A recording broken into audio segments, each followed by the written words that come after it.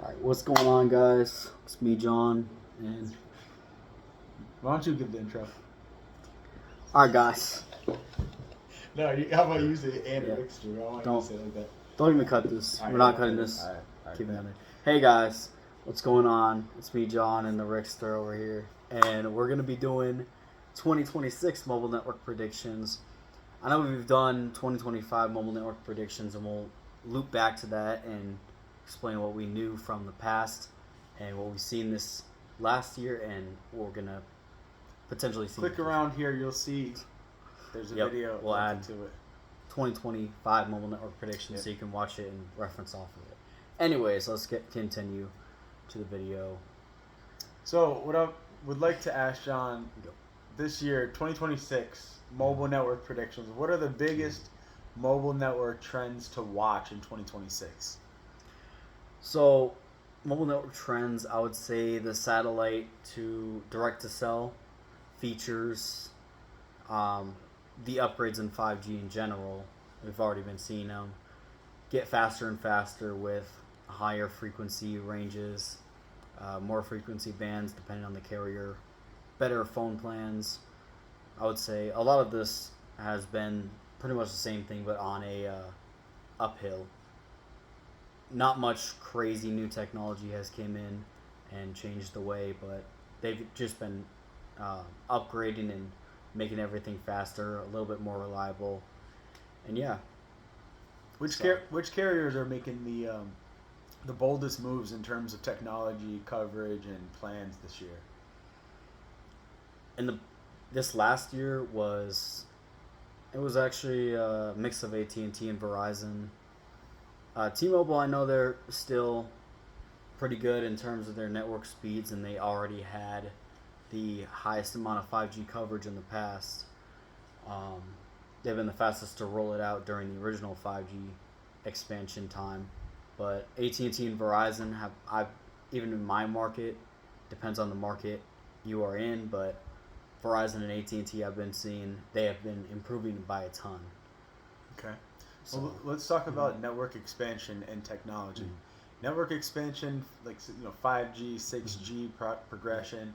Which carrier is leading 5G expansion at the start of 2026, and who might come out on top? By like 2027, a year out. can't really know as of right now, but we can predict that I would say AT&T is still going to do pretty good, but I believe Verizon is going to come out with something crazy because they've just been in the shadows for a while, not really doing crazy stuff like we know. AT&T's added the turbo plan at the end of 2024, and has been pushing new plans. All of them have been relatively similar. I know Verizon has really pushed a new plan as well with their highest tier unlimited ultimate from the past plans. And then in terms of network upgrades, I think Verizon, yeah, I've already said Verizon, but they've been in the shadows for a while, and they seem like they're going to go on an uphill from now, and they're going to drop something crazy in the next year. So, Yeah, do you think like 6G tech will start gaining momentum in 2026, or is it still too early? it's very, very early. We've seen 4G LTE, we've seen 3G, 4G LTE. Usually takes about 10 to 12 years. We've seen the first LTE in 2012, about 2011, 2010, 2012, about in that range. We've seen 5G in the same ballpark of 2020 to 2023 was when it was first in its infancy. Now it's in its growing stages. 6G is not going to come out really until the early 2030s, mid 2030s. So, Who do you think will make that push at the time? Would be like Verizon, AT&T, T-Mobile making the push more for like those 6G trials. Yeah, I would say either Verizon or AT&T. I know T-Mobile was going crazy with the 5G, and Verizon and AT&T are definitely currently. I'm not really sure about what they're doing internally, but I'm pretty sure they're trying to be the first to 6G, at least on, and being the best at expansion because they got beat by T-Mobile in the past. So. Well, and John, I know with your vision for your company, Yeah. your focus is particularly on the rural and underserved Yes. areas, correct? Yes. So, with that being the case, coverage and expansion to rural areas, what carrier is now leading in rural coverage, and do you think that's going to change in 2026 or stay kind of how it is right now? Yeah. So we've seen a lot of expansion from all the carriers. They're really trying to do a lot of rural stuff. I've seen T-Mobile, which they have passed poor coverage in rural areas. As a lot of people know, it's just a fact that rural coverage is not particularly the best for T-Mobile, at least in the past, and currently it's still a bit finicky. But T-Mobile's been putting up a lot of rural coverage. I know Verizon and AT&T have as well done a lot of rural.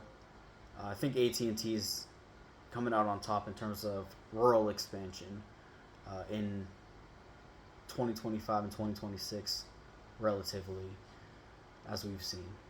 All right. Well, and how have those carriers been improving service for the underserved areas, and how will they do that in 2026? New technology, satellite, low band, 5G. Would this speed this up, or what'll occur? So for a lot of underserved areas, we're talking about in the middle of nowhere, in like people's cabins and stuff. Carriers are pretty limited as to what they can do without imbalancing the system. I know they're rolling out mid-band 5G, which gives a lot, as fast as home internet usually is. I know in rural areas, because of how bad the internet options are out there, I know they've been building, all the carriers, T-Mobile, AT&T, and Verizon have been building a lot of rural coverage with low-band 5G, which they've been relatively successful with because of the lower amount of users on the network at a given time. And allowing 5G home internet has really expanded their ability to improve rural coverage, because a lot of people in rural areas will switch to T-Mobile, Verizon, or AT&T's home internet options if given the chance. So we've seen that improvement because of home internet. Will satellite to phone services become mainstream in 2026? No. Probably not in a very, very long time, just because of how the technology works. I know, at least for being able to send text messages, yes, it's going to be a fundamental part of all the carriers' plans moving forward, and we've already seen T-Mobile actually in the front lines of it. I know they've been, since the beginning of even 2025, they've been adding features where users can connect to satellite service. They're partnering with Starlink, which is a satellite internet service, rather. And they've been able to partner with them, put up their own gear on the satellite constellation with Starlink, and be able to provide, at the minimum, text message services. It's not really more than text messages that are able to go through because of the nature of how satellite to phones work. And just in general, for mobile communication and browsing, it's not really going to be too much of an improvement from at least now. So in regards to plans and features of some of the mobile carriers, in 2026, will we see more carrier partnerships with streaming services or exclusive perks, or are we seeing a shift towards a simpler, like more transparent pricing model? Yeah, so with the bundling, pretty much it has been, in the recent years, they've pretty much not really any of the carriers been doing the bundling.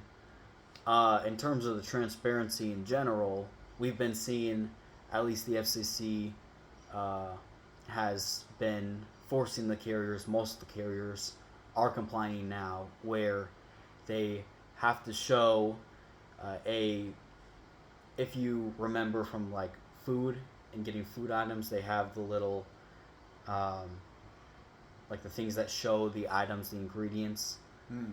The FCC has basically told the carriers and a lot of internet service providers now that they have to do something similar to that for the mobile network plans. And we've been seeing a lot of the carriers complying. I know T-Mobile has it, Metro by T-Mobile, and a couple other carriers. I believe Verizon too. I haven't seen anything of AT&T doing this, but a lot of transparency has been improved by the FCC. So That's good to hear. So, well, as far as yeah. unlimited plans, as far as affordability goes, Yes. value, will we see a major shift towards affordable unlimited data plans, or will carriers continue to sort of target the higher end users with premium pricing as they often do? Yes. So the major carriers are, of course, mostly focused on their premium customers that they pay $80 a month, $70 a month, not to $90 a month about for premium service, and they're never really going to stop offering that. But we do know that there is a lot of new virtual network operators, which are like Mint Mobile, Cricket, Visible. We've even seen the ones from the major carriers like Visible by Verizon, Metro by T-Mobile, and Cricket by AT&T. Those all run on the same networks and are owned by the major operators, but basically operate as a separate company. And they offer cheaper plans from like $20 to $40 for the average user who doesn't use too much or wants a cheaper plan. So we've seen, not as their major company, but a subsidiary has been doing a lot of good stuff when it comes to affordability. Nice. And as far as those affordability goes, with family plans and benefits, things like that, how will family plans evolve this next year? How do you foresee? And will there be more flexibility with combining devices, phones, tablets, smartwatches, home internet, all into a single product or package? What do you foresee? So I think even as now, of what they do, a lot of the carriers, I know AT&T and Verizon, do the ability to select different plans. As long as it's postpaid, you can switch plans from each family member or specific line in general. Like for example, if you have one line that you want to have on the starter plan and one line you want to have on the ultra premium plan, AT&T and Verizon have been you've been able to change your plan for those specific lines rather. And T-Mobile, I know it's been a little bit of a rocky situation for them. I don't believe as of right now they have the ability to change individual plans per user. But in terms of bundling, yes, there's a lot of bundling when it comes to different types of devices on the account. Family lines where you have all your family, like a parents and the kids and the grandparents all on the same plan, or even friends that want to share the same plan. They allow doing all that and you get discounts from it. Also bundling home internet, we've seen with T-Mobile and Verizon in respective to each other. They have been able to allow you to bundle home internet for a cheaper home internet. For example, if it's like $40 and you bundle it with a plan that already has a few lines, it'll get decrease the price to about $20 a month. And we've been seeing a lot of that recently. Well, and as far as innovation goes, as you mentioned, a lot Yep. of change and growth here now. As Yep. far as innovation goes, which carrier is most likely to lead in AI-driven customer service in 2026? Will we see more chatbots, in-store experiences becoming faster with tech? Tell us. Okay, so we all know the customer service is not great, really, with anything to do with AI and all that. So, from the past at least, I know some of the carriers like Verizon, AT&T, and T-Mobile have said that they're going to try using AI to help better we've got to see what they're going to do and if it's actually going to be helpful or harmful to the customer. Um, in terms of in-store experiences, we haven't really seen much. In terms of text chat, sometimes it actually will be able to solve your problem or help a little bit more. It can't do confirmations for doing actions, but it can lead you towards the right place sometimes on text message chat. And then on phone call, they still have to work that out. But I'm pretty sure they are starting to head that way to where they can have a phone chat assistant on the phone. So now, talking about harmful to the customer, international roaming. Yes. Harmful to the bank account, at least. Yes. In 2026, could international roaming services become significantly more affordable or accessible to the average user? Please Yes. tell us yes. Okay, so we've been seeing different plans from the major carriers. I know at least Verizon's top tier plans provide the ability to have about 5 gigs per month or so. Depending on the plan, it depends how much data you get allotted, and then you get throttled to a megabit per second or even slower, depending on the country and where you're going and what plan you have on each of the carriers. Now, luckily, they're starting to move away from the pay-per-use roaming. Unless you're on an older plan or a custom plan, you're going to be a lot better off internationally roaming and not stacking up insane amounts of charges. Yeah, right. So, well, listen, I mean, we have a whole lot that we could talk about as far as trends and highlights and things to look forward to in 2026. But if you had to summarize it really quickly here, another couple of thoughts to leave us with in 2026 predictions, what would that be? Just we've been seeing evolution over the actual network, performance in different areas, and coverage expansion as well as the plans have been getting better and better. A lot of more affordable plans are becoming onto the surface. We've been seeing the premium plans getting better and better. The carriers are giving people a lot more data allotments and high-speed data, and just better deals in general. So that's how I'd wrap it up for 2025 and hopefully for the 2026 year. Anyways, if you enjoyed this video, press the like button, press the subscribe button, and we'll see you guys later. All right, bye.